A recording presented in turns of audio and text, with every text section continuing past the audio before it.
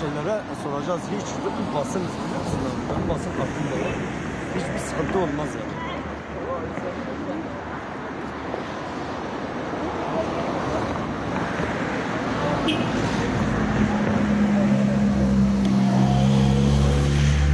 Çek çek çek.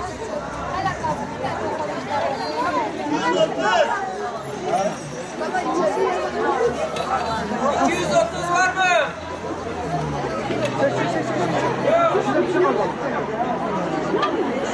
İçeri gel, içeri gel.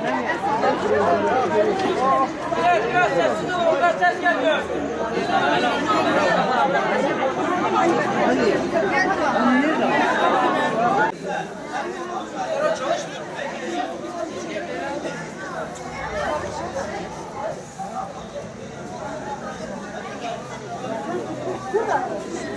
Ara yol verin o bayana. Bunu gitsin ha.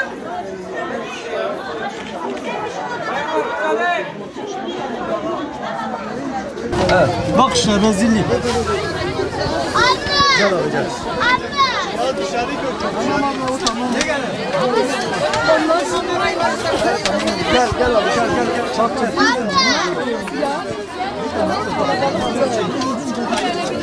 Bu ne diyor? Başka yok mu? Çekin. Gerekeni çekin abi. Çekin. Abi biraz sen daha yeni bilmişsin 500. Zaten 500 şimdiki sıra. Sıra 500 lira Ben geldim ses cihazı yaptım. Ben siz geldiniz.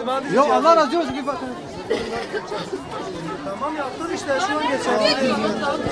Al abi. Bak şu an.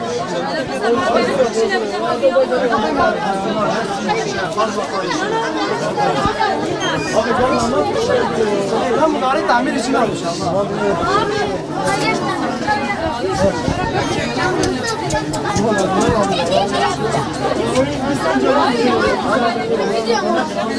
Valla sabaha kadar bu sıra gelmez bize. Abi onda değil.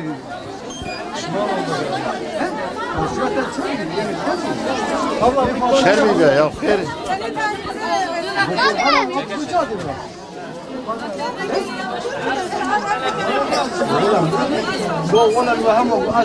Osman anahtarı getir.